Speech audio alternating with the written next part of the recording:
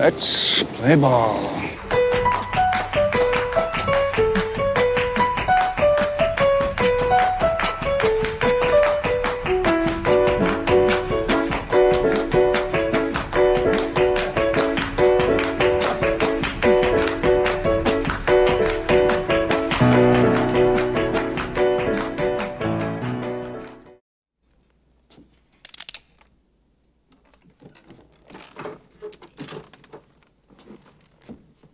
Now you gotta point it. Go on, point it.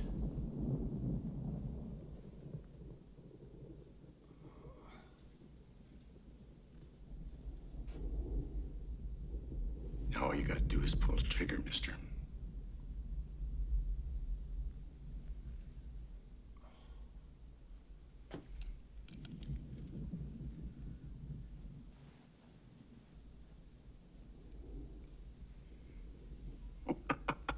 Hot, ain't it? Salut les amis, salut mon Guillaume. Salut mon Fouad, salut les gens. Welcome back mon ami. Anthony Strong. Antoine Faure is back. Salut Antoine.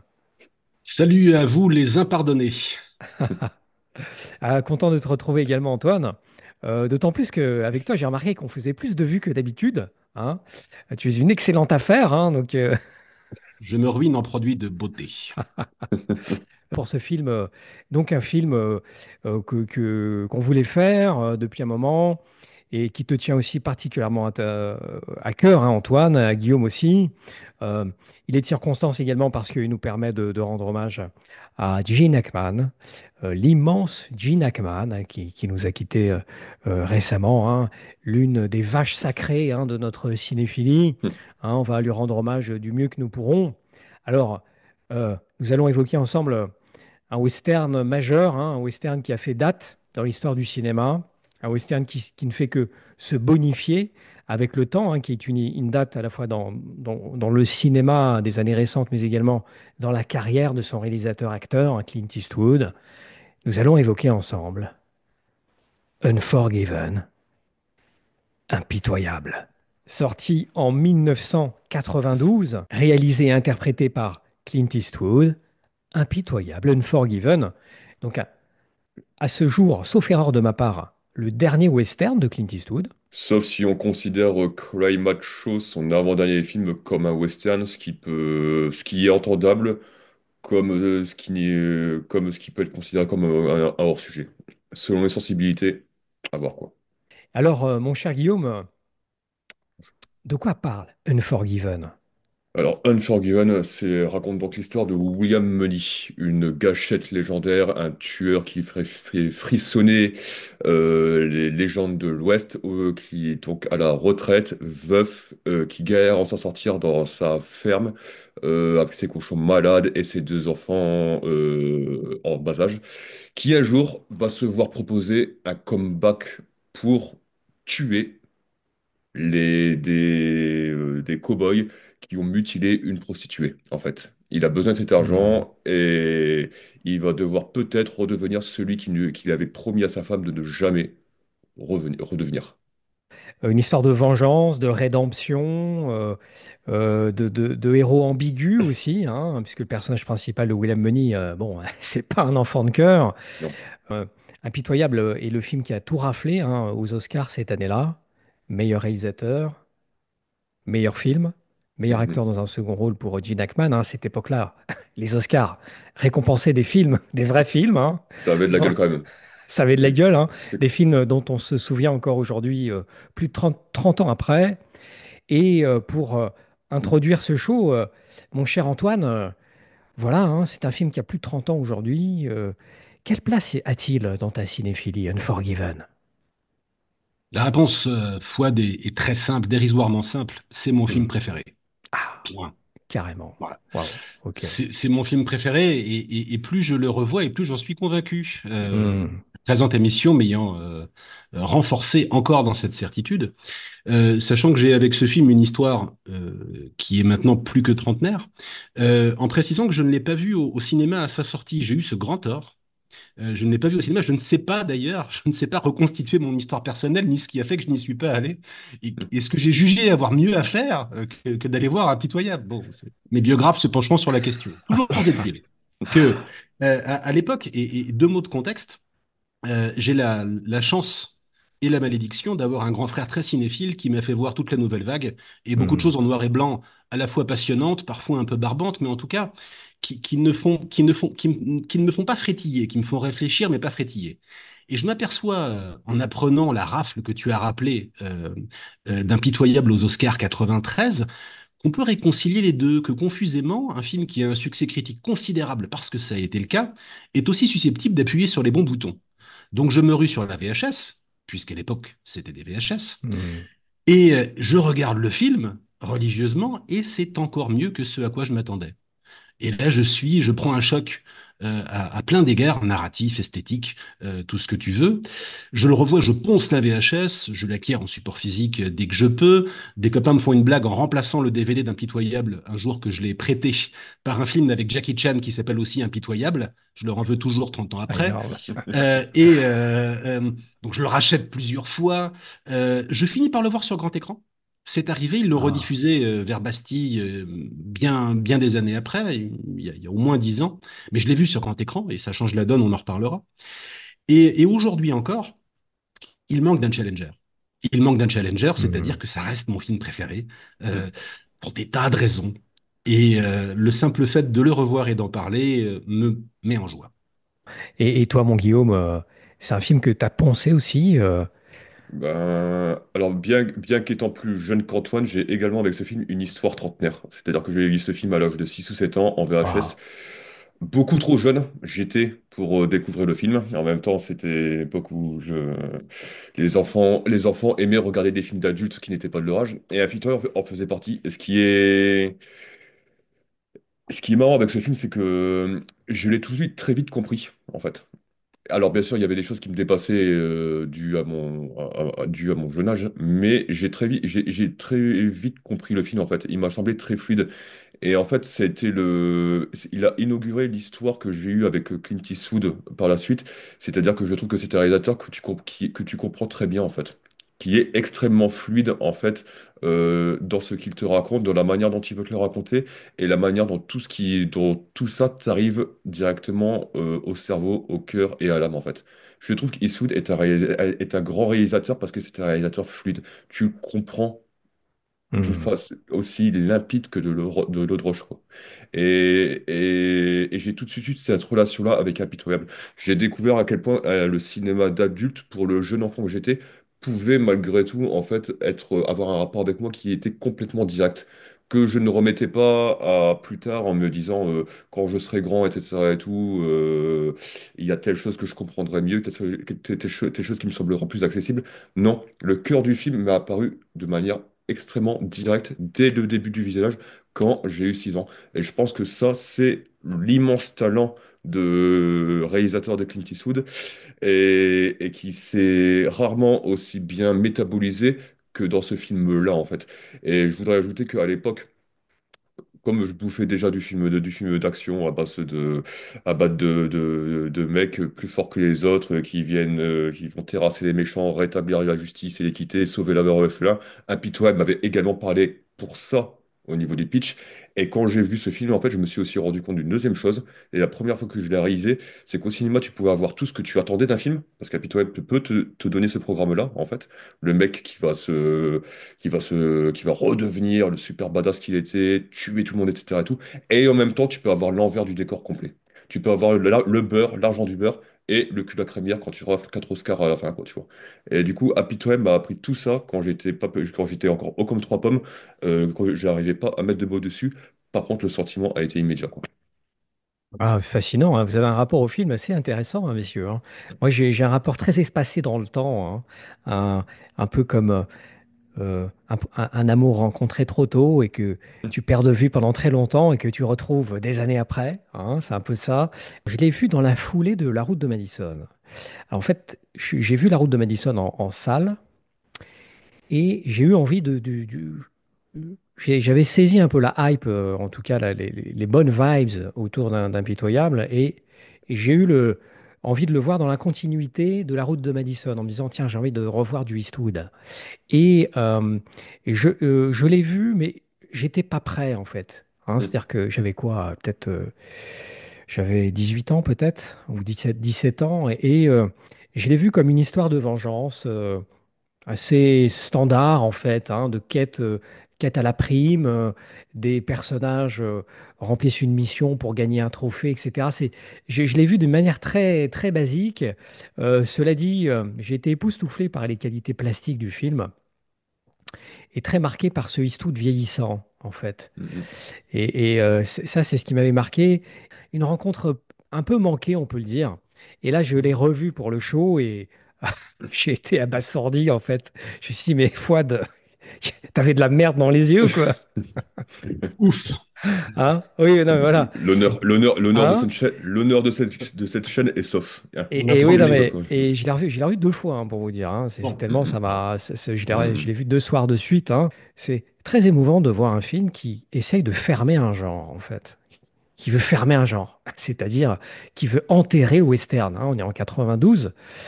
Kevin Costner, l'année d'avant, je crois, il avait aussi tout raflé aux Oscars avec Mhm. Danse avec les loups, hein, qui était un peu une démarche plus ou moins inverse, hein, une démarche un peu plus lumineuse, un peu plus, voilà, dans une démarche un peu on Mhm. ressuscite le western.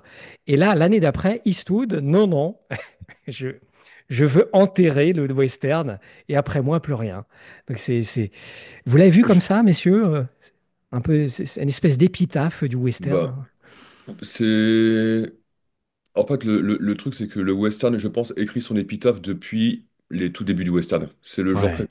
C'est un genre crépusculaire par excellence qui est crépusculaire par essence et qui n'a jamais cessé de l'être. Par Hmm, contre, et c'est la même chose pour Eastwood. Eastwood écrit son crépuscule depuis quasiment ses premiers films, en fait. Hein. Donc, hmm, ça, c'est un peu un éternel recommencement. Par contre, là où je pense que Impitoyable marque une véritable date en fait dans la chronologie de ce genre, c'est ce qu'il peut représenter par rapport à L'homme qui tua Liberty Valance en fait. Donc le film de ouais. John Ford avec John Wayne et dites-moi que je dis pas de conneries, c'est bien James Stewart. Hein. James Stewart, ouais. Ouais, ouais, ouais, ok. Et cette La légende, écrit la légende, voilà, hein, cette fameuse voilà, réplique-là. voilà, c'est exactement ça. C'est quand il est dit entre la réalité et la légende, imprimer la légende. Tu vois. Hmm, Et Happy Toy parle de ça en fait. Et il parle de cette dichotomie qui a toujours en plus articulé l'œuvre d'Eastwood, qui est à quel point un homme peut porter son mythe en fait. Quel est ouais. le poids que le mythe peut faire peser sur les épaules d'un homme. Et là, tu découvres en fait que la légende eastwoodienne qu'il incarne depuis 10 ans, 20 ans, 30 ans déjà à cette époque-là, donc dans les films de Sergio Leone, dans ceux de Don Siegel et tout, donc cette fameuse cette gâchette hors pair en fait, ce tueur sans froid et sans pitié, tu réalises à quel point en fait le mythe pèse sur les épaules de ce mec-là en fait finalement quand tu vois. C'est vrai. C'est un mec Hmm, c'est un mec qui croule littéralement sur le poids de son propre mythe et ça c'est une thématique que tu te retrouves dans tous les Eastwood, absolument tous les Eastwood. Le poids jusqu'à American Sniper au moins tu sais, le poids qu'est-ce hmm, que le poids le poids que le mythe te fait peser sur les épaules. Et t'as aussi cette facilité, alors je sais même pas comment il fait pour le faire avec une telle évidence, mais c'est que dans Impitoyable, en fait, justement, il te montre effectivement l'envers de la légende, mais en même temps, comme on le disait, il écrit la légende. Parce que tu peux le hmm, voir à la scène de fin. ouais. Simultanément, tu vois en fait l'histoire telle qu'elle sera racontée, l'histoire telle qu'elle s'est vraiment déroulée. Donc là, Hmm, je parle évidemment de la fusillade, qui est une succession d'accidents heureux, en fait, pour le personnage de Eastwood, finalement. Et en même temps, le truc est quand même iconique, tu vois. Il arrive à être iconique en te révélant toutes les ficelles qui, euh, qui aboutissent à la fabrication de l'icône. Tu vois, tu peux pas normalement. Le film est d'une transparence totale sur ça. Et pourtant, il te maintient cette icône absolument intacte. Skunks.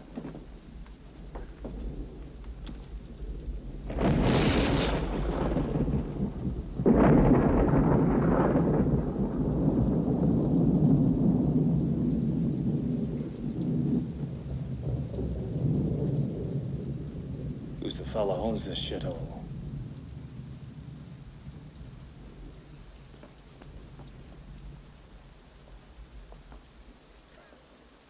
Et j'arrive toujours pas aujourd'hui à déterminer si Impitoyable est un grand film parce que il te si l'icône Eastwood est aussi resplendissant dans ce film parce qu'il te montre toutes les ficelles de la fabrication de l'icône Eastwood ou malgré qu'il te montre toutes les ficelles de Hmm. sa fabrication. Tu vois? Ouais, c'est Tu vois, tu vois la légende s'écrire devant tes yeux ouais. et en même temps, et en même temps,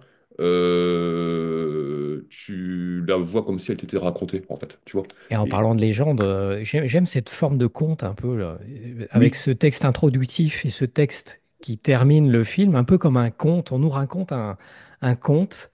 euh, et j'aime comme la figure sur le dernier texte qui clôture le film, hein, le personnage qu'on voit disparaît dans un fondu, hein, comme si que c'était un film de fantôme un peu, hein. C'est un film, pour reprendre ce que tu disais tout à l'heure, c'était en effet un film définitif. Hmm. Euh, Définitif parce qu'il a quand même, pendant le début de sa carrière de réalisateur, pendant les 20 premières années, il commence au début des années 70, il a toujours été prolifique, hein, mais en gros, Hmm. il réalise 4 westerns purs et durs. Je suis d'accord avec le débat qu'on peut peut-être avoir sur Cry Macho. Moi, j'ai tendance à penser quand même qu'un western, c'est plutôt à l'époque du western et que c'est pas, bon, le débat est ouvert, disons que je prends mon parti. Toujours est-il que sur ces 15 premiers films, il y a 4 westerns, dont l'un est presque le remake de l'autre, Pale Rider et L'Homme des Hautes Plaines. José Wells sur la loi, qui est une épopée un peu différente dans les enjeux et impitoyable, qui vient parfaire et sceller ce qui a été entamé avec L'Homme des Hautes Plaines, en gros. Et en effet, j'ai l'impression que depuis 92, Eastwood n'a plus rien à dire dans ce registre-là. Il a encore beaucoup de choses à dire par ailleurs, il l'a bien montré, mais que il a essoré absolument ce qu'il avait à nous enseigner. Précisons aussi quand même que le western, on l'associe à Eastwood en tant qu'acteur parce qu'il y a eu les western spaghetti, d'ailleurs Impitoyable est dédié à Sergio Leone et à Don Siegel. Euh, mais que la réputation d'Eastwood, elle date d'avant Sergio Leone, elle date de Rawhide, qui a été dans les années Hmm. 50, parce qu'Eastwood est vieux à ce point, une série télé dans laquelle il incarnait un cow-boy. Et donc, il doit tout à cette représentation, il doit tout au western et à l'image qu'il a projetée. Et la manière dont il va se malmener dans Impitoyable bah, est une façon de solder les choses en elles-mêmes, parce que il commence dans de la merde de cochon, il se fait bastonner, il est pas très aimable du début à la fin du film, et c'est peut-être Mhm. le pire héros qu'on puisse imaginer à sa toute fin. Or Ouais. donc, il solde ça, et c'est pour rebondir sur ce qu'a dit Guillaume. En effet, il règle son compte à son image enfin de blondin, enfin du man with no name, avec une forme de jusqu'au-boutisme qui est quand même qui est quand même impressionnante. Et puis sur le genre lui-même, il est très clair sur le fait que il n'y a pas de héros, qu'il n'y a pas de gentils. Même les prostituées, à l'extrême rigueur, même les prostituées qui veulent quand même absolument la mort de 2 hommes, sans beaucoup avoir réfléchi aux tenants et aux aboutissants, Hmm. l'idée de justice derrière est quand même bien loin. Les combats sont des boucheries maladroites et alcoolisées, ou alors c'est du 5 contre 1. Et effectivement, ça n'a absolument rien d'héroïque. Tout le film est construit sur le concours de beats. L'incident majeur, le Ouais. fait générateur, est littéralement une femme qui se moque de la longueur du pénis d'un Ouais. cow-boy. Hmm. Et derrière, ça parle branlette. Il y a une discussion au coin du feu qui rappelle beaucoup les discussions entre hommes du body count. Et toi, t'en as niqué combien, etc., etc. Et les Hmm. mecs se vantent, et etc. Et puis, il y a la relecture du mythe de Corky Two Guns Corcoran, qui n'était pas un type qui avait 2 flingues, mais qui avait un flingue et une grosse bite. Donc, c'est vraiment, euh,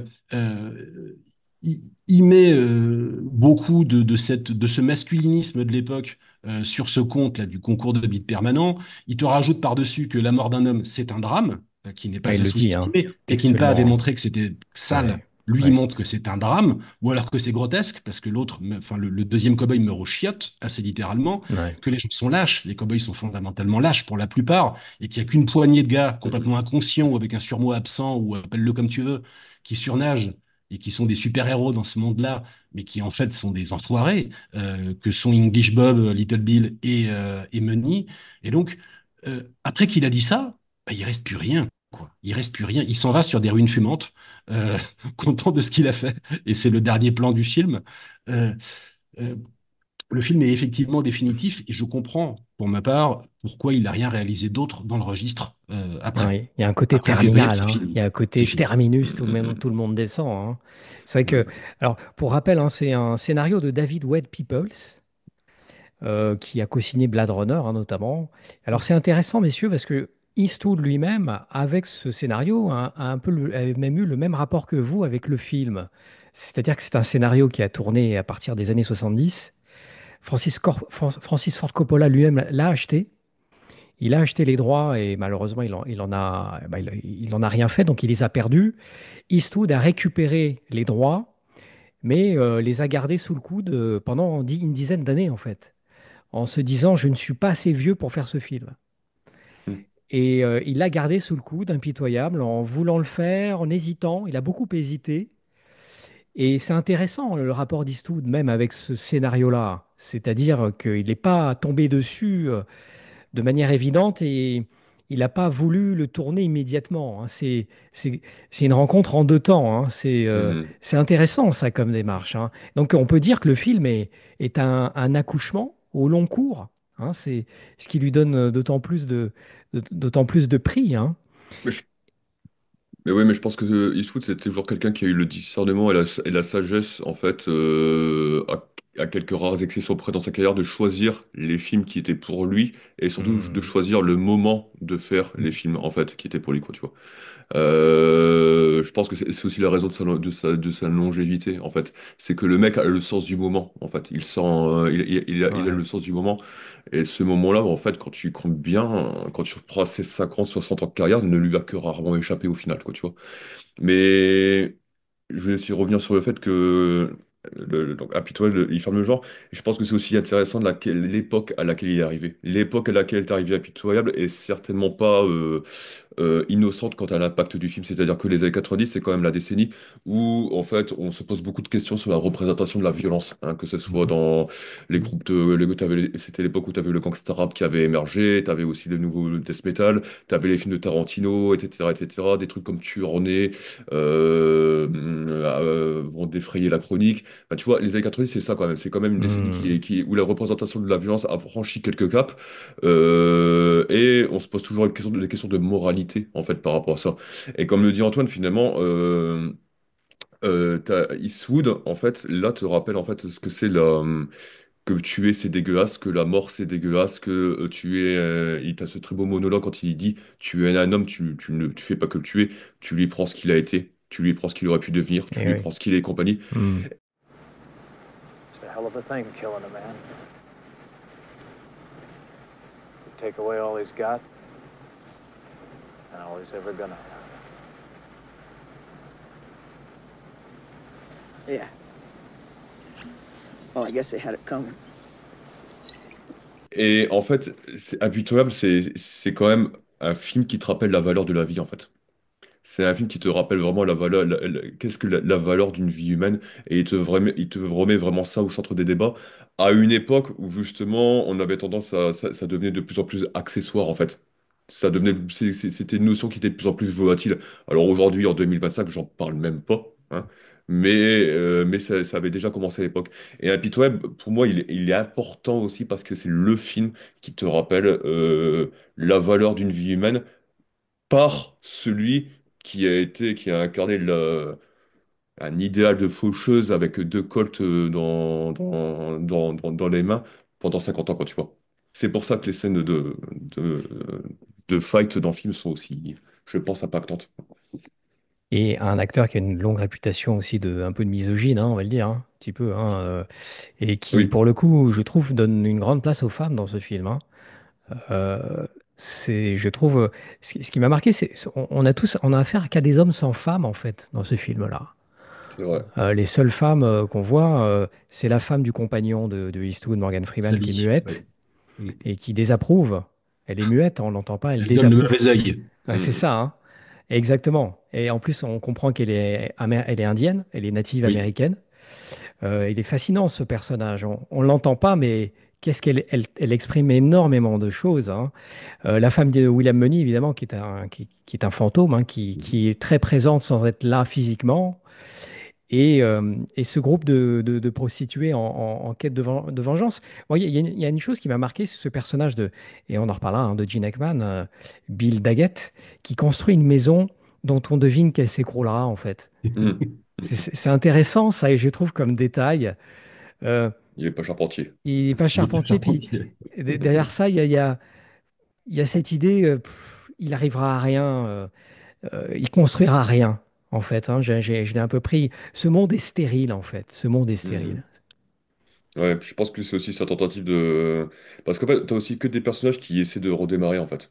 Ouais, Surtout, c'était des tueurs, donc t'as Glitchy Bob qui essaie de raconter, en fait, qui essaie de devenir... de raconter sa légende.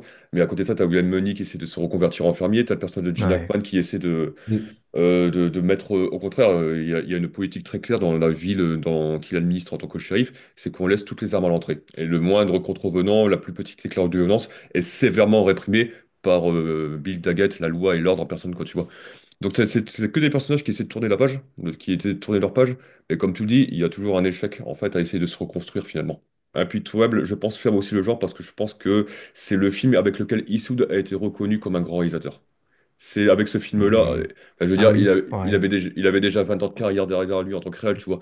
Et il avait déjà fait suffisamment d'autres films que des westerns, tu sais. Il avait fait déjà Bird Oui, avant avec Forest ouais. Whitaker, Chasseur blanc cœur noir, tu vois. C'était quand même des films comme ça qui te montraient déjà que Eastwood était en train de devenir plus que l'inspecteur Harry qui fait des films de cow-boy Hmm. derrière la caméra. Mais avec Happy Web, c'est le film qui l'entérine comme le grand réalisateur américain, quoi, tu vois. C'est avec ce film-là que définitivement, non seulement, comme tu dis, comme vous dites, il ferme un peu les bancs sur son cinéma, sur ce qu'il a incarné, et en même temps, c'est là où il redémarre aussi la carrière qui va devenir la sienne pour putain, ça fait déjà 30 ans, les 33 ans, C'est vrai déjà. les 33 ans à venir, quoi. Et c'est le film où il va renouer avec le succès après une période un Hmm. petit peu de films qui n'ont pas Mitigé, trop marché, hein. ouais. Birdie, Chasseur blanc, tout ça, ces films n'ont pas trop marché, hein. C'est intéressant de voir comme il retourne. Il retourne au bercail, hein. Il retourne à ses origines pour retrouver, recouvrer sa stature, hein. Donc c'est une fin et qui marque un renouveau pour sa carrière. Complètement. Hein, c'est Alors, marrant ça. et c'est marrant que c'est quand même un mec qui s'est émancipé de toutes les étiquettes qui lui Ouais. ont été collées depuis là qu'il a commencé à faire du cinéma, qui joue des personnages qui n'arrivent pas à s'en émanciper en fait. Où il te Oui, c'est raconte vrai même que, ça. il te Ouais. raconte même que ces personnages, l'Amérique, ce sont toujours des figures intrinsèquement dépendantes de leur récit en fait, de leur propre mythologie. Ils sont tous dépendants de leur mythologie en Oui, de fait. leur mythologie qui est Ils arrivent, plus, hein, voilà. c'est très juste, hein. C'est vrai, hein. Alors, je sais pas ce que vous en pensez, messieurs. Moi, je l'ai un peu vu. Il est un peu western eastwoodien, pardon, parce que Grand Torino est à l'inspecteur Harry, une espèce de figure, voilà, la figure finale, quoi. C'est, hein, Grand Ouais. Torino, inspecteur Harry, hein, c'est très. Grand Torino est un peu dans le prolongement de l'inspecteur Harry, hein, j'ai l'impression. C'est la mort de l'inspecteur Harry pour moi, hein. Et là, il y a Impitoyable, c'est un peu, hein, on va le redire, hein, hein, c'est le terminus du Eastwood de western. Et Mhm. en même temps qu'il va lui redonner un élan en tant qu'artiste, réalisateur, puisque Mhm. depuis, il a enchaîné les chefs-d'œuvre, hein. Vous écrivez, monsieur, hein, messieurs, hein, vous êtes des plumes, hein, on va le rappeler, hein, Guillaume, tu es une plume, hein, très reconnue, hein, Antoine aussi, à travers ton blog 130 livres. Moi, j'ai été très touché par ce personnage euh, le, le biographe, hein, qui est interprété par l'acteur Saul Rubinek, qui qui est assez touchant. Et tu en parlais tout à l'heure, Guillaume, hein, qui est le biographe de English Bob, Richard Harris, et qui est là, il est là pour écrire la légende, en fait, hein. Il est essentiel Ouais. dans ce film. Par exemple, la dernière scène fonctionne pas sans Beauchamp. C'est-à-dire que euh, Guillaume, tu as rappelé tout à l'heure que le film entier était là pour déconstruire la glorification de la violence et pour expliquer qu'en fait c'est quelque chose de sale qui se pratique salement. Sauf que effectivement, pendant 2 heures, Eastwood t'explique, enfin déconstruit les mythes déconstruit le mythe glorieux de la fusillade esthétique etc., etc. Et pour autant, il te donne à la fin du film un Mm. règlement de compte, il te donne le règlement de compte que le public malgré tout veut Et et que oui, Beauchamp veut, parce que Beauchamp y assiste et il jouit en fait. Il jouit plus qu'il n'a peur, alors que le Comme type n'a nous. pas de courage physique, etc. Et Beauchamp, c'est nous. C'est nous. Et en fait, on peut pas Mm. s'empêcher, même quand un type nous explique posément à quel point tout ça est mal, tout ça est salement dégueulasse, tout ça est pervers, etc., etc., on peut pas s'empêcher d'être fasciné et de poser des questions à la con en disant, mais sur lequel t'as tiré le premier, etc., etc. Alors que, alors que le fond des choses, c'est que des mecs sont morts pour à peu près rien. Pour à peu près rien. c'est Pas du tout. C'est une ouais. histoire de vengeance, certes, mais enfin bon, Eastwood n'a pas fait dans le Ouais. détail. Il a massacré, il a coupé dans le vif, il vient de refroidir six mecs de manière extrêmement froide, etc., etc. Cette histoire de Beauchamp, qui est l'espèce de go-between entre, enfin, qui est un peu nous, C'est un qui est peu, notre ouais, c'est destination ça, à nous hein. pour Ouais. la.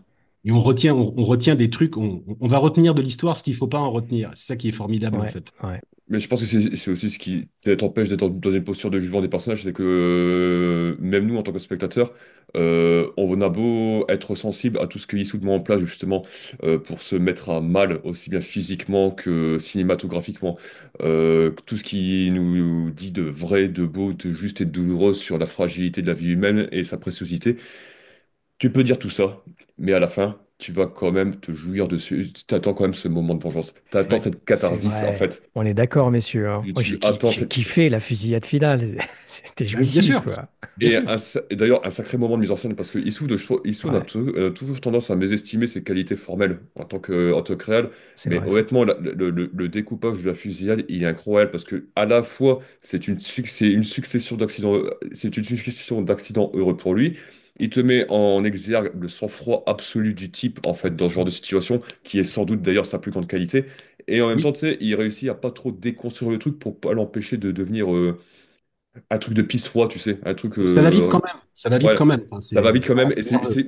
mais ça reste jouissif. Ça reste Oui. jouissif malgré tout. Ça reste plaisant alors qu'il te montre toutes les raisons pour lesquelles ça ne l'est pas. Tu vois ce que je veux dire? Paradoxalement parlant.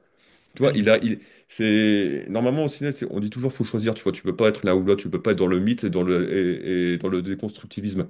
Bah lui, il réussit à être les deux simultanément. C'est pour ça que je pense que Impitoyable, pour Eastwood, c'est vraiment une date en tant que réalisateur parce que je trouve que c'est là que ça, du point de vue de la forme, en fait, il trouve un équilibre absolu qui va tenir pendant toute sa carrière. C'est la limpidité, en fait. C'est cette putain de limpidité cristalline où quand il pose sa caméra, t'as l'impression qu'il n'a fait que poser sa caméra, que tout est là, en fait, qu'il n'y a pas besoin d'en rajouter. Mm. Et j'ai une théorie là-dessus, c'est que on sait que le mec pratique la méditation transcendantale depuis ses 30-40 ans. Et Impitoyable est vraiment le film d'un mec qui pratique ce genre d'art, quoi. La sérénité avec laquelle le mec il voit les choses telles qu'ils sont et il se dit, j'ai pas besoin de rajouter. C'est un grand directeur d'acteurs alors qu'il les dirige très peu. Oui, C'est C'est vrai. une autre caractéristique Ouais. d'Eastwood, c'est ce que disent tous ceux qui ont travaillé avec lui. Et ça va de Mm. pair. Voilà, il trouve l'endroit où poser sa caméra, simplement. Il briefe les mecs à minima, c'est il les met ça. en confiance et il Il fait qu'une donne. prise, hein, en général. Ouais, Voilà. Une deux, ou deux trois. prises, hein. Ouais, hein, il y a une épure, une simplicité. Il a pris ça il le raconte, hein, de Don Siegel. Mhm. Don Siegel travaillait comme ça, vraiment à l'économie, à l'efficacité. Et il y a quelque chose une espèce de démarche zen, hein, là-dedans. Ouais, C'est ce qui fait que, effectivement, c'est très pur, hein. Ces cadres, ces cadres sont d'une pureté, d'une clarté incroyable. Et c'est pas de la simplicité. C'est pas simpliste, c'est épuré et c'est essentiel. Ça va à l'essentiel, en c'est ça. fait. C'est simple dans la manière dont tu le reçois en fait. Oui, Toi, voilà, tu c'est vois ça, le hein. truc, un exercice de simplicité absolue, mais Ouais. parce que à côté, tu as énormément de talent et de technique derrière. Mais pour moi, tu sais, Eastwood, c'est un peu comme il est comme Spielberg avec une méthode complètement différente. C'était autant Spielberg, c'est le mec qui a une palette technique absolument démesurée Mm. pour être dans une immédiateté permanente sur tout ce qu'il est en train de te dire. Eastwood, t'as l'impression que c'est le boxeur qui a juste besoin que d'un coup, tu vois ce que je veux dire. Mais le coup Ouais, qui c'est va ça. toujours trouver la trajectoire parfaite que personne d'autre ne voit. Il va voir le chemin en fait. Il va juste voir les choses qui échappent à ta vue en temps normal. Et moi, un c'est ça, c'est que je pense que l'acmé d'un réalisateur, c'est quand on commence, c'est quand il commence à te faire voir le monde comme lui le voit. Et Impitoyable, pour moi, est le premier film de Clint Eastwood où on voit en Clint Eastwood. Même plus en cinéma, on voit en Clint Eastwood, en fait. Hmm. Et la photographie, hein, qui est sublime, hein, de son collaborateur de longue date, Jack Wood, hein, c'est cette photo crépusculaire, extrêmement.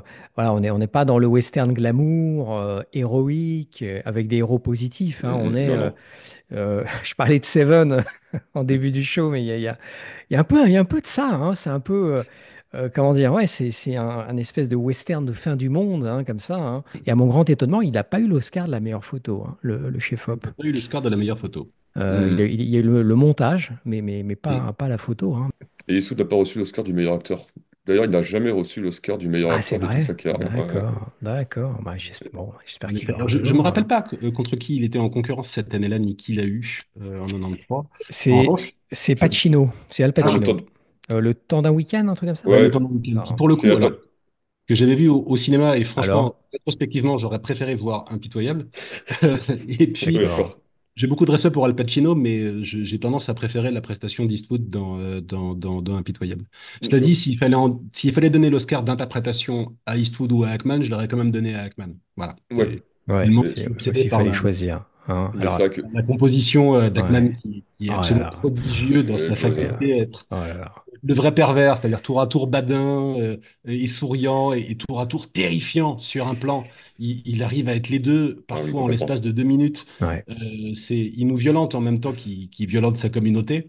C'est Mm. l'incarnation de la loi du plus fort et franchement, c'est le rôle d'une vie. Enfin, il est et j'ajouterais aussi que c'est celui qui s'en sort le mieux. C'est dû un peu à l'écriture, mais c'est aussi dû à son talent d'interprète. C'est aussi lui qui s'en sort le mieux dans l'espèce de patois, pas patois, mais l'anglais l'anglais des hautes plaines, Mhm. l'anglais du Wyoming, avec toutes ces fautes de grammaire, etc. En fait, la façon dont il le scande, et enfin, c'est lui, quoi. Enfin, c'est complètement lui. Complètement, Il ouais. est tout à fait crédible quand il dit I says duck. C'est Il est ça. parfait, quoi. Well, Mr. Beauchamp, from what I read this here book, the writing's not that much different than the picture. Well, I can assure you, Mr. Daggett, that the events that are described in there are taken from the account of eyewitnesses, sir. Eyewitnesses. Yes, sir. You mean like the duck himself, I guess. The Duke. Duck, I says.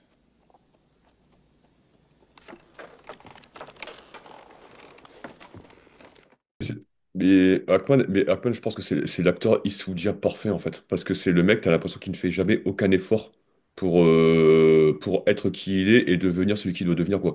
Tu parlais tout à l'heure de Pacino dans Le Temps d'un week-end. Où là, tu vois tout le cabotinage, tu vois tout Ouais. le numéro, toutes les ficelles Putain, de jeu. Et les il- Les Oscars aiment bien ça. Ils aiment bien la démonstration. Ils aiment bien Mm. montrer les mecs et les nanas qui montrent qu'ils sont en train de jouer Quand on voit les quand fils, quoi. Mm. voilà, quand tu es en train de jouer, c'est pour ça que le Ouais. Joaquin Phoenix a été récompensé pour le Joker, selon moi. Mais un mec comme, des mecs comme Hackman et Eastwood, en fait, ils ont jamais l'air de jouer, ils ont jamais l'air de faire le moindre effort, quoi. Et Hackman, en fait, c'est d'autant plus terrifiant qu'il arrive à donner une sorte de banalité à tout ça, tu sais, de quotidienneté à cette à cette incarnation d'enflure de la pire espèce. Et tu as une anecdote là-dessus, tu avais Morgan Freeman qui racontait que à un moment donné, t'as cette scène horrible quand Freeman se fait torturer et fouetter par Ah, elle Gene est Hackman. terrible cette scène, hein. Et Ouais. Morgan Freeman racontait que quand t'as le Gene Hackman qui est arrivé derrière lui pour lui chuchoter à l'oreille, Au plan. je vais te faire mal. Freeman a dit, je me suis chié dessus, au sens propre, quoi. Quand il m'a dit ça à l'oreille, quand Hackman m'a dit ça à l'oreille, je me suis chié dessus, quoi. Et- Now, Ned, them whores are gonna tell different lies than you. And when their lies ain't the same as your lies, well, I ain't gonna hurt no woman. But I'm gonna hurt you. Not gentle like before, but bad.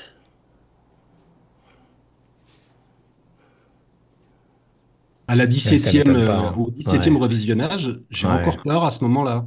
Ah Tu putain, vois le plan Eh. serré sur leurs deux Oh têtes, là là là là, ouais. ah, non, est ouais. complètement dingue. On peut pas la Hmm. dissocier complètement du fait que le film est tourné en 91, il est tourné entre août et octobre, je crois, bon, peu importe. En mars 91, Rodney c'est King. l'affaire Rodney King. Ouais. C'est donc un type qui est bourré au volant, qui va un peu trop vite, qui se fait arrêter par la police. Il est afro-américain et il prend 56 coups de matraque devant une caméra. Et ça donnera lieu aux émeutes une fois que les policiers auront été acquittés. Mais à l'époque, les images ont fuité. Elles ont fuité et finalement, on ne peut pas s'empêcher de penser que en arrière-plan, je ne sais pas si le film a été un peu adapté, réécrit, etc., mais cette scène-là, dans ce contexte-là, elle est extrêmement parlante. C'est l'abus de pouvoir le plus criant, le plus patent qui soit. C'est la loi du plus fort, et c'est ce qu'incarne Gene Hackman. Et ça fait écho à la philosophie qui est toujours plus ou moins bien comprise d'Eastwood, qui consiste à dire en vrai libertarien, je me méfie du pouvoir absolu, je me méfie du monopole de la violence. Little Bill est un personnage qui existe parce qu'il veut maîtriser, monopoliser la violence. C'est pour ça qu'il insiste sur l'ordonnance 14, le fait que les armes sont interdites à Big Whisky, la seule violence légitime, c'est lui. Et Eastwood questionne ça, et il le questionne en se mettant, pour le coup, du point de vue des défenseurs de Rodney King, lui qu'on imagine, qu'on envisage beaucoup comme étant l'incarnation d'une Amérique réactionnaire. C'est pas ça, c'est beaucoup plus subtil, c'est beaucoup plus compliqué. Hmm. Lui, il questionne l'autorité, le monopole de l'autorité, le monopole de la violence, et il l'est très clairement. Et alors, sur ce personnage de Daggett qui est complètement fascinant. Il y a énormément de choses. Enfin, il y a une réplique énorme, c'est, vous savez, quand il a dérouillé William Money et que Strawberry Alice lui dit, mais, félicitations, tu viens de bastonner un innocent. Et Hackman lui répond, mais innocent de quoi? C'est-à-dire que le sujet, c'est exactement comme le mérite n'a rien à voir là-dedans. En fait, arrêtez de nous bassiner avec la justice. C'est la loi du plus fort. Elle n'a Hmm. rien à voir avec la justice. C'est le plus fort fait ce qu'il veut et basta. Et le plus fort fait toujours ce qu'il veut. Je rappelle quand même que la fin, alors c'est du symbolisme pas léger, mais je trouve que ça fonctionne. Un des derniers plans du film, c'est Money devant le drapeau américain, histoire de dire, ben voilà, l'Amérique qui s'est construite à cette époque-là n'a pas beaucoup changé. Simplement, on s'est vaguement policé, on a vaguement arrondi les angles, mais ça reste philosophiquement le plus fort qui fait la loi. Et Hmm. en l'occurrence, le plus fort est tombé sur plus fort que lui. C'est l'histoire du film. Daggett est tombé sur Money et mais arrêtez de nous bassiner avec cette idée de justice. Ce n'est pas de la justice, c'est discrétionnaire. Celui qui décide, c'est le plus fort. Et moi, je suis. Alors, il y a aussi cette scène au début assez extraordinaire quand il rend la justice et qui dit aux putes, bon.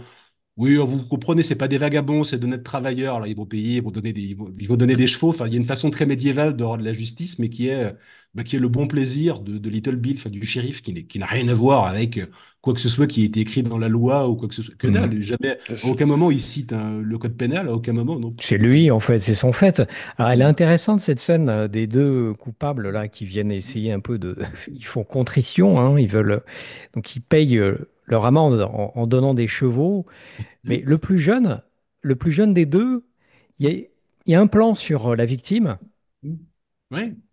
Il y a, il y a de la compassion dans ses yeux, à un Ouais. instant. Elle est Il prête à aurait pu y pardonner. avoir une réparation. Il aurait Ouais. pu y avoir. Tu as l'impression qu'elle est prête à pardonner. Elle est même, tu vois, il y a un plan très explicite, hein. Elle est prête à pardonner. Elle est même un peu touchée.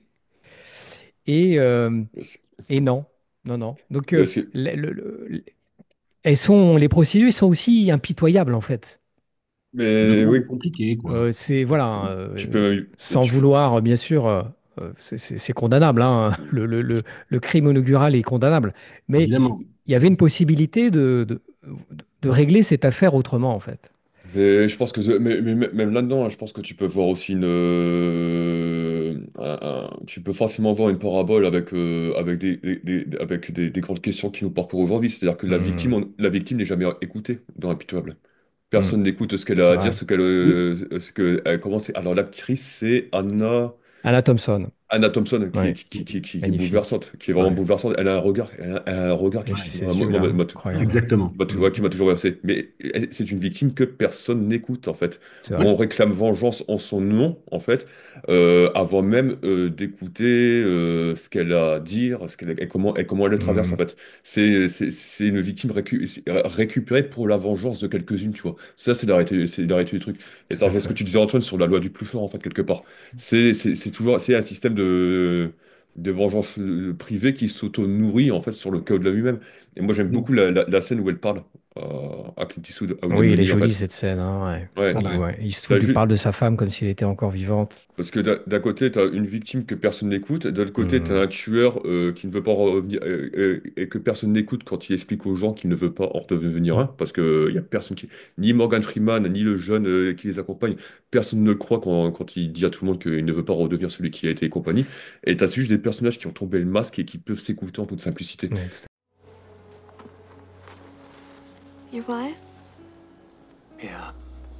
You see,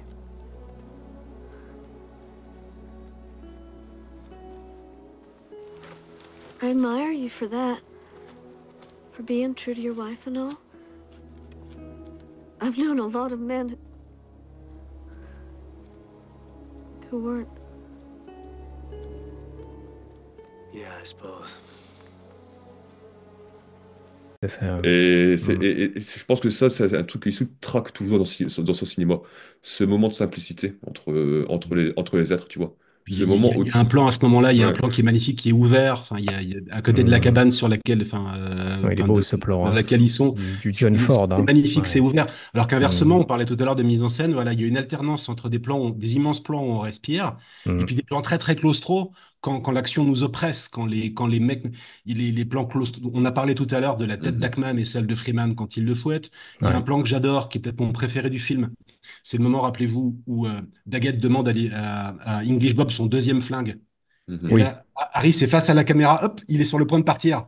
Et Hmm. il y a un gros plan sur lui. Derrière, il y a Hackman. Dans la profondeur de champ, encore derrière, il y a les adjoints. Enfin, le plan, il est claustro. Il y a un plan au début qui est incroyable. Quand Hackman rend la justice, on lui présente les deux gars. Il est en surplomb. Oui.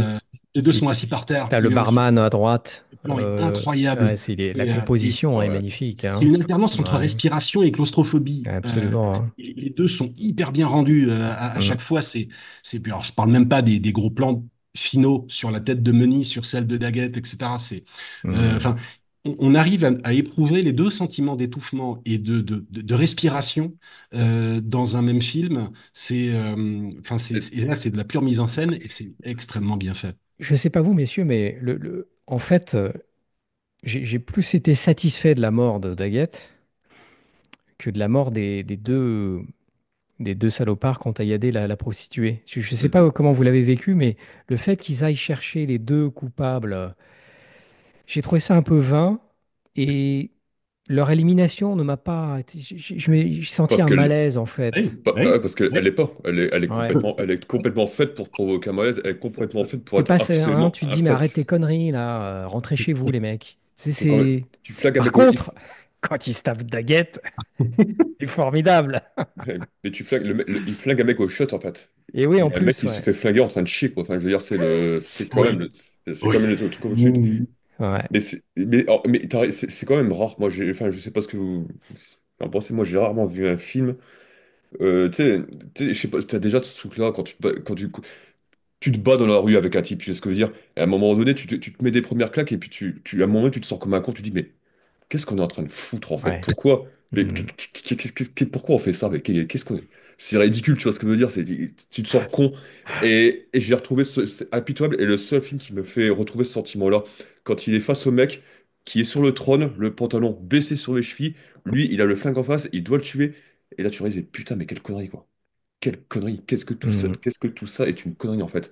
J'ai rarement retrouvé ce sentiment humain-là dans un film, en fait. Il s'en C'est mord les doigts d'ailleurs, ce côté, ouais, ce côté le Ça kid. dérision. recommencera pas. Ouais, ouais, c'est Mm. ça. Il est même, hein, ça l'a mortifié, ça mortifie, hein, mortifié, pardon. Hein, Mhm. on voit qu'il est rongé, hein, qu'il va être rongé longtemps après ce geste. Alors, ce qui est intéressant à noter, messieurs, c'est que David Mm. Webb Peoples a eu l'idée d'écrire Unforgiven après avoir vu Taxi Driver. Mm. Ah, c'est pas content. C'est intéressant de noter ça. Mhm. Marrant ça. Ouais. Et donc, il l'a écrit à la fin des années 70, après avoir vu Taxi Driver. Hein, comme si qu'il y avait. Hein, il y a un peu, hein, il y a un peu un côté années 70 aussi dans Unforgiven, hein, dans le côté, comment dire, bah, il n'y a que des anti-héros, tout est très ambivalent. Hein, les salauds sont un peu héroïques, les Mhm. soi-disant héros sont des salauds. Hein, il y a un peu ce mélange des couleurs, hein, une moralité. Il y a cette ambiguïté, pardon. Hein, qu'est-ce que ça vous évoque, ça, hein? C'est marrant, hein? Bah, ça me paraît cohérent parce que quand tu prends Taxi Driver, le héros, finalement, c'est un mec qui est rongé par l'impuissance, qui veut passer à l'action, en Ouais, fait. Tu vois ce que je veux ouais. dire? Et qui se fait cannibaliser par son idée d'une justice de mythe, en fait, de Mm. justicier, vengeur et compagnie. C'est ça. Et, alors, et Impitoyable, c'est pratiquement l'inverse. C'est un mec qui sait très bien ce que ça veut dire être un justicier vengeur et qui ne veut surtout pas, en fait, retomber là-dedans, quoi. Et non, non, ça m'étonne pas, en fait. Quelque part, c'est deux démarches qui te proposent de mettre l'envers du décor sur la figure du vigilante, en fait. Tu vois. Ouais, tout à fait. Ouais, et il y a un commentaire d'Eastwood qui est très intéressant. Il disait que avant le pastiche, avant le western italien, il y avait une tradition dans les westerns, c'était de ne jamais filmer celui qui tire et la victime. Hein, donc tu as le tireur, cut, et celui qui prend la balle. Et Léon a introduit pour la première fois le flingue et la victime dans le même plan. Et j'ai l'impression qu'Impitoyable aussi fait la synthèse, et les précédents westerns, hein, de Clint Eastwood, hein, font la synthèse entre Mm. le western héroïque du début du western, hein, donc le héros solitaire, la Mm, morale, la justice, Mm. et le caviardage, si je puis dire, le pastiche. Hein, tout de suite, bah, le western est devenu boueux, il est devenu sanglant, sale. Les salauds étaient sympas et les soi-disant héros mm, étaient des salauds. Hein, donc le western italien tourné en Espagne. J'ai l'impression que Eastwood après a fait la synthèse de tout cela. Hein, et ouais, que Impitoyable est la synthèse de tout ça. Hein. Il ouais, est, il est plus réaliste, Oui, déjà. tout à fait. Plus réaliste que Ouais. L'Homme des hautes plaines, il est plus réaliste que Pell Rider, où il se permet encore de la métaphore un peu biblique, les Hmm. sept chevaliers de l'Apocalypse, etc. Enfin, il y a des dans le mec a pas de le héros n'a pas de passé, Ouais. ça pourrait être un ange. Enfin bon, Impitoyable est un film réaliste dans sa présentation, y compris d'ailleurs dans sa représentation de la violence et dans les bastons. C'est le plus réaliste de tous. Où en effet ce qui compte c'est le sang-froid et celui qui gagne c'est pas le gars qui est capable de tuer trois mecs d'un coup avec une seule balle, c'est pas ça l'histoire, c'est pas ça la vraie histoire. Donc le film est plus réaliste, il est sans Dieu aussi par rapport. Alors je mets Josie Wells de côté, mais il y a une allusion à l'enfer à la fin quand Daggett lui donne rendez-vous en enfer à Oui. Money. Mais en Ouais. dehors de ça, le film est sans Dieu. Il y a pas d'église, il y a pas de personnage de preacher, il y a pas de. Non, c'est C'est des vrai hommes entre ça. eux, c'est des hommes entre eux qui font société, enfin qui font salement société. Enfin, J'adore la réponse de Money Ouais, quand Daggett lui dit See you in hell. Il ouais, dit ouais. ouais, je crois qu'ils se comprennent. Pour en revenir tout à l'heure d'ailleurs Hein? à la satisfaction qu'on peut avoir de cette résolution par rapport aux deux cow-boys qui justement Ouais. n'ont pas des morts gratifiantes, absolument pas. C'est parce Ouais. que là il y a match, tout simplement en fait. ouais, Ouais. voilà, c'est ça, oui, C'est voilà. Match. ça. Tout Voilà, à il fait. y a une Ouais. vraie confrontation entre deux animaux qui sont comparables. Mais Ouais. le propos d'Eastwood consiste à dire il y a 1% de la population qui est prédisposée à ça C'est et ça. qui est Ouais. câblé, qui a le câblage qu'il faut. Et le reste, bah, ils font n'importe quoi. Sous la pression, ils font n'importe quoi. Ils tirent jamais dans la même direction. Non, clairement. Hmm. Où ils se font sauter un orteil quand ils tirent, ou etc. Enfin, c'est pas du tout. Et voilà. Et ça reste, bon, bah, alors, Eastwood Money le dit d'une certaine façon quand il dit, mais j'ai toujours eu beaucoup de chance quand il s'agit de tuer des gens. Oui. Ouais. Il le dit à la fin. C'est une des répliques cultes. Mais Elle est géniale cette réplique. Et Ouais. voilà, il y a juste match entre les deux. Ils se comprennent. Ils sont câblés pareil, quand bien même il y en a un qui a essayé d'être shérif, l'autre qui a essayé d'ouvrir sa ferme à cochon. Les deux C'est ont ça. Hein. essayé de mais- trouver leur Hein. voie, comme tu l'as dit, Guillaume, tout à l'heure. Et en définitive, en fait, ils se reconnaissent. Ils savent Il très y a un bien. côté hit un peu, hein. C'est un peu mm, hit avant l'heure, hein. C'est-à-dire ouais, deux animaux qui se ressemblent, qui auraient pu Ouais, être des amis, peut-être dans une autre réalité, et qui ont qui vont choisi deux être- chemins différents. Alors mais je- effectivement, il est réaliste, mais encadré par une introduction, une conclusion de conte, un peu, je trouve. c'est vrai. Mais du coup, je veux juste revenir Ouais. sur Dayton. Moi, ça fait penser au roman Jack Reacher de Lee Child, en fait, parce que pareil, il t'explique que souvent que Reacher, son personnage de roman, est un mec qui a ce câblage, en fait, Hmm. prédisposé à la violence. Et du Mm. coup, comme Eastwood et Gene Hackman dans le film, il t'explique les choses de façon extrêmement rationnelle et pragmatique. Et Hmm. finalement, c'est toujours ceux qui ne le sont pas prédisposés, câblés, qui font le plus n'importe quoi et qui surtout nourrissent le plus d'idées dessus et le plus de mythes à ce sujet. Moi, j'adore cette scène où Ackman explique à Saul Rubinek comment English Bob tire et comment, en fait, la vitesse à laquelle lui, il peut sortir son Colt, tu sais. Et il te démontre tout le mécanisme, en fait, qui permet à quelqu'un de remporter un duel comme ça. Et cette scène est géniale parce que à la fois, t'as Ackman, tu sens que le mec, il prend goût à s'écouter parler, en fait. Il adore s'écouter parler et il prend goût à l'admiration qu'il est en train, C'est ça. que le Ouais. mec qui est complètement dépouillé de cette Mm, violence intrinsèque est mm. nourri à son égard. Et en plus, tu as ce côté extrêmement rationnel et pragmatique, en fait, dans la manière de mener la violence. Et je pense que c'est ça, en fait. Ceux qui savent vraiment la faire sont très pragmatiques à ce sujet, en fait. C'est ça, il n'y a pas de, il y a rien de lyrique et de fantasmatique, hein. Ce sont les lois de la physique, hein, qui s'appliquent. Et alors, Voire, c'est même pas de la technique au ouais, sens. Et c'est pas la technique du pistolero qui est capable de toucher l'œil d'un oiseau. Non, pas du tout. C'est un type qui est capable de buter un mec à 5 mètres c'est avec un ça. pistolet alors qu'il est sous comme un cochon et que c'est pas du tout. Ça n'est pas une affaire de tireur d'élite. Et Pas du tout. exactement, j'aime bien sa phrase quand il dit c'est pas le plus rapide qui sera le Hum, plus précis. hum. Hein, c'est Ouais. intéressant ce qu'il dit, hein. Il dit, mais en fait, parce que D'ailleurs, dégainer vite, ça suffit pas. Parce que dégainer vite, D'ailleurs, à la fin, c'est lui, à la toute fin, quand on décompose la fusillade, c'est ouais. lui qui tire le premier et il rate Money. C'est-à-dire qu'il prend Et le fusil oui, Hmm. sur la figure, mais le temps que Money dégaine, ensuite, il a dégainé le premier et il rate. Et et exact. Money tire et il le touche. Ce qui est C'est et intéressant, hein. et d'ailleurs, Ouais. c'est quand même un super tour de scénario parce que, en fait, le mec t'a donné le mode d'emploi de la fusillade finale pendant tout le film, Oui, en fait. Absolument. oui. Ouais. Pendant tout le film, toi, il t'a donné les trucs, comme le personnage de Saul Rubinek, pour vraiment, en fait, toi-même avoir tous les outils pour appréhender la scène et la manière dont elle va se dérouler. Il y a quand même il y a quand même un super top de scénariste Ah, derrière. c'est C'est chiadé, c'est quand hein. même ouf, hein. Ouais, C'est ouais. chiadé, Le hein. scénario est Et excellent. j'aime quand il dit, en fait, bah, celui qui gagne, c'est celui qui a le contrôle sous le stress. Ouais, ouais. J'adore, hein. Alors, ça me permet de rebondir sur Richard Harris. Richard Harris, c'est un formidable, j'adore. Formidable acteur, Richard Harris. Je suis très peiné par son sort dans ce film. Je suis vraiment très triste. Il se fait mais, tabasser, putain. Il se fait Il survit, lyncher. hein, enfin, il Alors, survit. il survit, humilié, il rentre la queue entre les jambes. Alors, Richard Harris raconte que quand il a reçu le coup de fil de Clint Eastwood pour lui proposer le rôle, Richard Harris était en train de regarder L'Homme des Hautes Plaines. Oui. C'est fou ça. Et en fait, il croyait que c'était une blague. Il a raccroché. Dans ce film, il y a un côté, mais putain, il y a les cinq rois. C'est les cinq rois au poker, quoi. Je veux Ouais. dire, Eastwood, Mm, Morgan Freeman, Gene Hackman, Richard Harris, quoi. Ce casting est incroyable, quoi. Hein, Richard Harris, c'est English Bob, hein, cet Anglais qui méprise les Américains. Hein, j'adore tout son laïus sur la reine, là. Mais on n'assassine pas une reine, voyons. Hein, parce It's que uncivilized shooting persons of substance. c'est ça. Well, there's a dignity in royalty, a majesty, which precludes the likelihood of assassination. Now, if you were to point a pistol at a king or a queen, your hands would shake as though pulled in. Oh, I wouldn't point no pistol at nobody, sir. Well, that's a wise policy, a wise policy. But if you did, I can assure you, if you did, that the sight of royalty would cause you to dismiss all thoughts of bloodshed, and you would stand, how shall I put it, in awe.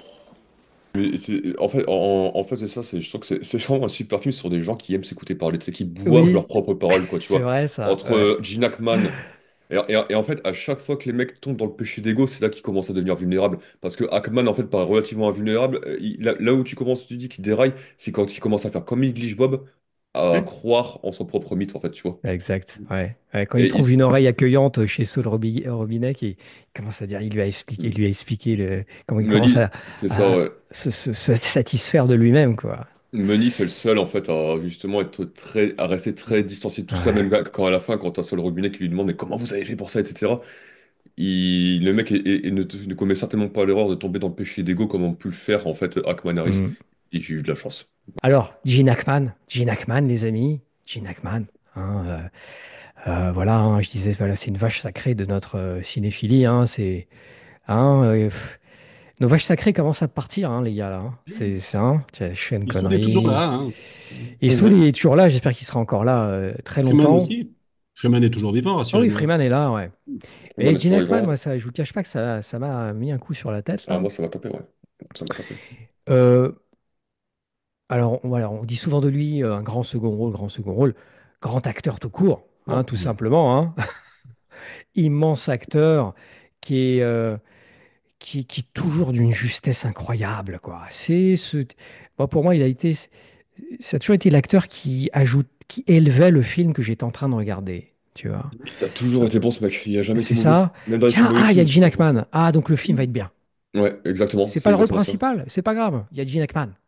C'est un C'est pilier. c'est- c'est un pilier, quoi. C'est voilà, c'est tout de suite, c'est comme en chimie, hein, quand tu mélanges des produits, hein, t'as un certain type de réaction, c'est l'ingrédient qui va sublimer le film, hein, tout simplement, hein. Eastwood a dit quelque chose de super juste à son sujet, enfin, pour lui rendre hommage quand il est décédé.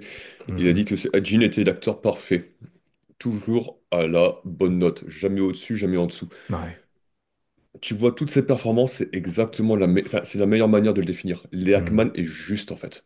Tu vois, il essaie pas d'être comme peut l'être un Pacino, toujours une note, deux, trois notes au-dessus, etc. et tout, non, il est toujours juste. Même quand il y a des rôles qui pourraient pas s'y prêter.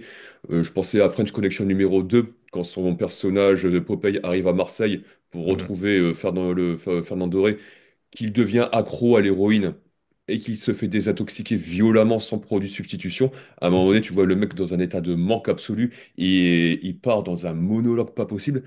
J'étais incapable de me dire, putain, est-ce que c'est de l'improvisation ou alors est-ce que le texte a été complètement écrit de A à Z à la virgule près, mais le mec le fait passer pour l'improvisation. Tu vois, le mec était fort à ce point-là. Il était fort Ouais. au point Mhm. de t'effacer toutes les ficelles de jeu et toutes les ficelles du cinéma, quoi. Et tu dis peut-être que c'est peut-être à ça que doit ressembler l'acteur parfait, en fait, tu vois. Effacer la moindre de tes ficelles, quoi. Il est excellent dans les pleins pouvoirs d'Eastwood, qui est un Eastwood mineur, mais lui est parfait. Impérial. Formidable, hein. Il suffit, hein, souvent il suffit à l'intérêt d'un film. Tu vois, le film peut être par ailleurs moins bon, etc. Sa présence suffit à apprécier le film. Moi, je l'ai beaucoup aimé dans. C'est un film qui est moins connu, c'est dans Hoosiers. Oui, le grand défi en Hoosiers, français. film de sport, là. Ouais, de Hein, basket. Il était super film. qui est génial, hein. Il Mhm. est un coach de basket, il entraîne des bras cassés hein, au basket, hein, je crois, une équipe de bras cassés qui vont se sublimer. Il est formidable, hein. Donc il est dans un rôle d'autorité, un coach. Il est génial, quoi, putain. Ah, il joue bien l'autorité qui dérape, C'est parce que dans ça, les pleins ouais, pouvoirs, c'est le président qui déconne. c'est Il est ça. très Mhm. bon aussi dans un film mineur, là encore, que j'adore, avec Kevin Costner, Sens Unique. Mhm. Ouais. Une histoire De Roger une Donaldson, tiens, je l'ai jamais espionnage. vu celui-là. Ouais, ouais, C'est ouais, très très bien. bien. Et là encore, il Ouais, interprète un politicien en fait d'accord. qui se couvre le derche, qui essaye.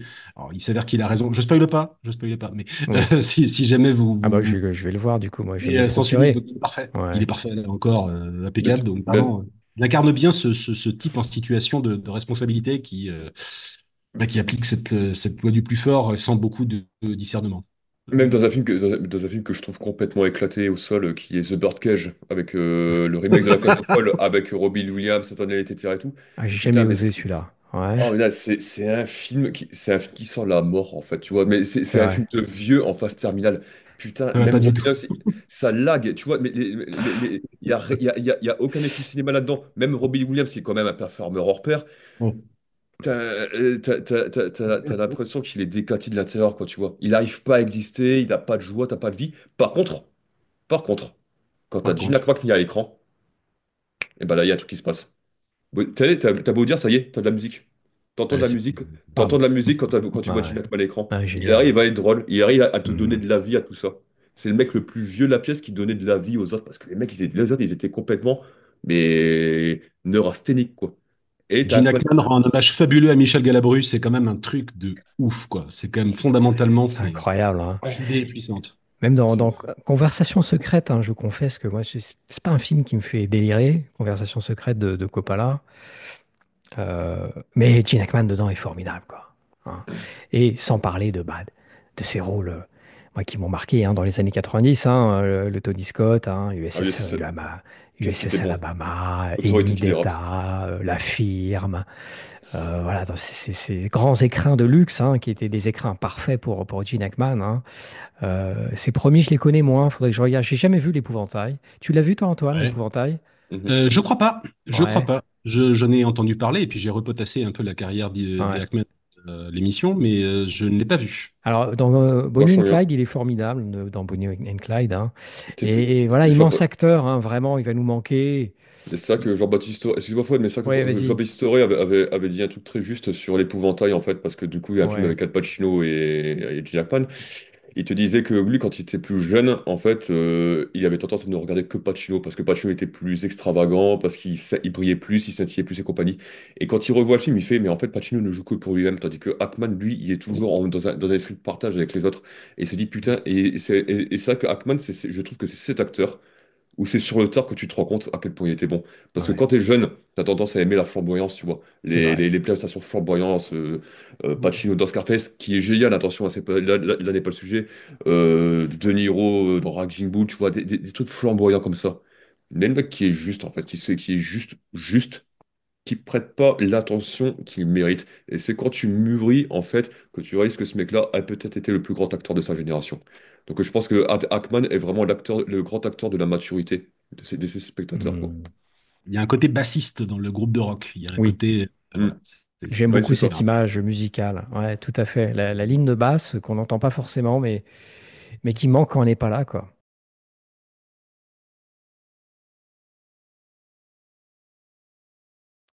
Eh bien, les amis, c'était notre show sur Unforgiven, impitoyable.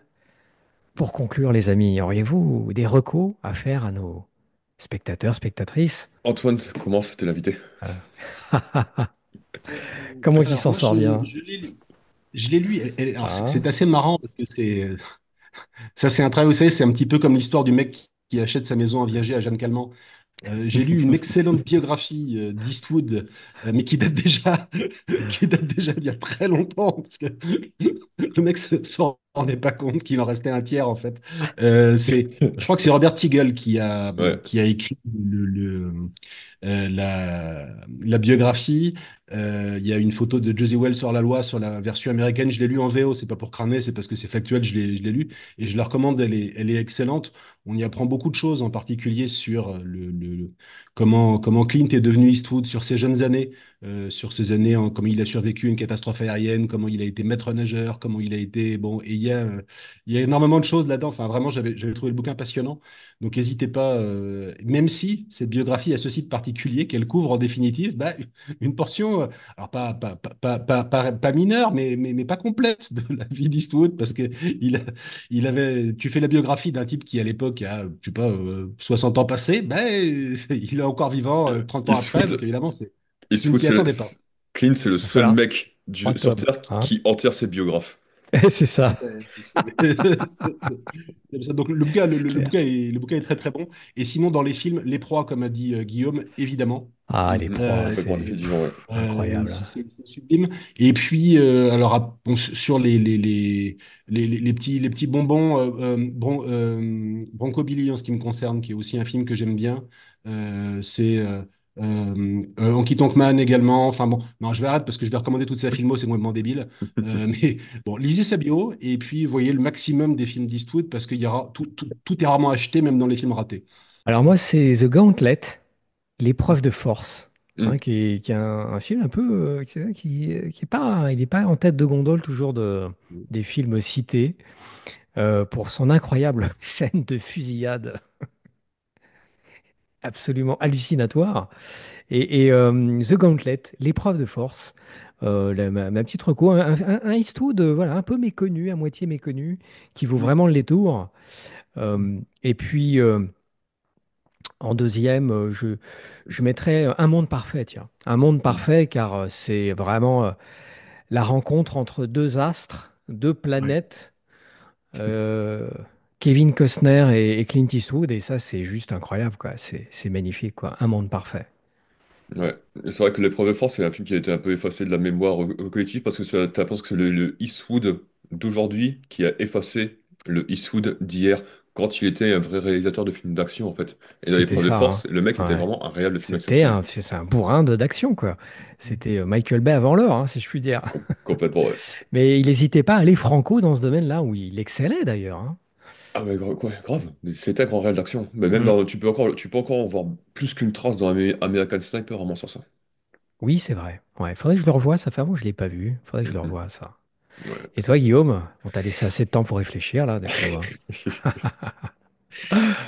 Non, bah, je voudrais. Ouais, bah, tiens, je dirais bien aux gens de revoir American Sniper. Alors, c'est certainement pas le Ah, film le plus méconnu d'Eastwood, mais par contre, je pense que c'est celui qui a été le plus mal compris. Ou en tout cas, l'un de ces ouais. films qui a été le plus mal compris, où on a vu ressurgir le fantôme du vieux réac d'extrême droite qui fait la Mhm. propagande de l'Amérique impérialiste qui fonctionne à l'œil du plus fort.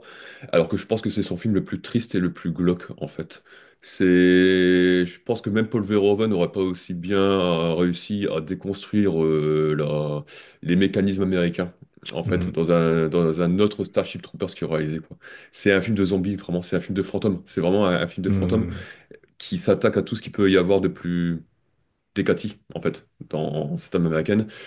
Et en deuxième, je dirais French Connection 2 pour Gene Hackman, en fait. Ouais. Parce que on est tous d'accord ici pour dire que French Connection 1 est meilleur que French Connection 2. En Mhm. revanche, je pense que Gene Hackman est meilleur dans French Connection 2 que French Connection 1. Et Mhm. je ne saurais que trop encourager les gens à se rendre compte d'à quel point j'ai raison. Voilà, Et merci. une suite fort, fort, fort honorable, hein, je trouve, Très, hein, très de John honorable. Ah oui, Frankenheimer, hein, ouais. tout à fait digne. J'oubliais 15h18. Ah, 15h18, qui est un Eastwood qui a été vraiment décrié, Ouais. mais que moi que j'aime beaucoup parce que bah, il fignole sa figure de l'héroïsme, hein, le traitement de l'héroïsme. Qu'est-ce qu'un héros? accidentel, ouais. Et là, il va faire jouer, on va le rappeler, hein, il fait jouer, hein, donc il retrace l'histoire d'un attentat, un attentat dans un train, et il va convoquer les vrais protagonistes de cet attentat, hein, c'est-à-dire des soldats qui étaient intervenus pour encercler Mhm. le Ouais. terroriste, qui ont été des vrais héros. Et il va convoquer ces mêmes personnes du réel pour se rejouer dans le film. Et c'est filmé en DV, hein, enfin en image numérique, hein, mais en tout cas, c'est pas tourné en pellicule. Mhm. Et je trouve la démarche d'Eastwood assez intéressante. Intéressant. Pas très concluante, je le trouve, mais elle est intéressante, effectivement. Je trouve que l'intention est noble. C'est-à-dire que comment je vais travailler ma figure du héros, je vais convoquer les vraies personnes et je vais les filmer avec une image brute. Et c'est ce qui a fait venir Clint Eastwood à Arras, je le rappelle, De Arras, ville dans chez laquelle Guillaume, j'habite, et Dieu que Clint est arrivé pas loin de chez moi. un jour de tournage, un jour C'est de tournage ça. à Arras. Ouais, Évidemment, tout le monde voulait le voir. Évidemment, personne ne l'a vu parce que c'était plus gardé en fait que le palais présidentiel. tu m'étonnes. Mais je peux me dire que j'ai respiré le même air que Clint Eastwood. Je Et peux moi, me dire que dans ma vie, j'étais à moins de 500 mètres de l'endroit où se beau trouve gosse. Clint. Et C'est pareil. je peux même dire que quand je vais à la gare, j'ai certainement marché dans des endroits sur lesquels s'est posé le pied de Clint De Eastwood. Ouais. Voilà. pied. Et moi, j'étais à moins de 50 kilomètres. Et ce jour-là, je me suis senti un autre homme, hein. Et d'ailleurs, ce C'est vrai. jour-là, les natalités, la natalité a explosé. Il y a eu, la criminalité a disparu. Oui. Ok. Toutes les forces de C'est police ont clair que pris c'est un ça. RTT ce Ouais. jour-là. Il y a eu des Ça, c'est gains au loto. Et si Clint Eastwood voilà, posait ses yeux sur ta maison, elle prenait 120%. Ouais, et Voilà. s'il posait ses yeux sur ta femme, elle tombait enceinte, hein, de triplé. Exactement. Voilà, absolument.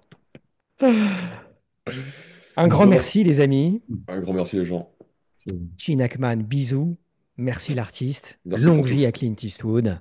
Mon cher Antoine, merci pour ta présence, tes lumières, ta sagesse, hein. C'est toujours un plaisir de faire des shows avec toi. C'est toujours un plaisir d'être avec vous. Mon cher Évidemment, Guillaume, partner in Chafouine. crime. Chafouine. Merci, mon pote. Les Merci à amis, toi. n'hésitez pas à partager, diffuser ce show aux quatre coins de la galaxie. N'hésitez pas à commenter dans la zone prévue à cet effet. On se retrouve très bientôt. Mon cher Antoine, tu as le mot de la fin. Portez-vous bien. À tout à l'heure.